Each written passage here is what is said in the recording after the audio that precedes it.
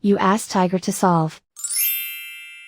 This deals with linear equations with one unknown. The final result is y equals 3/20.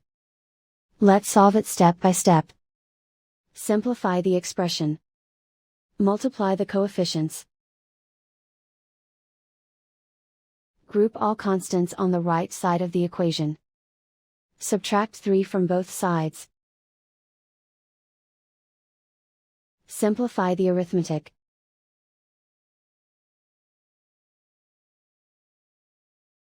Isolate the y. Divide both sides by -20. Cancel out the negatives. Simplify the fraction.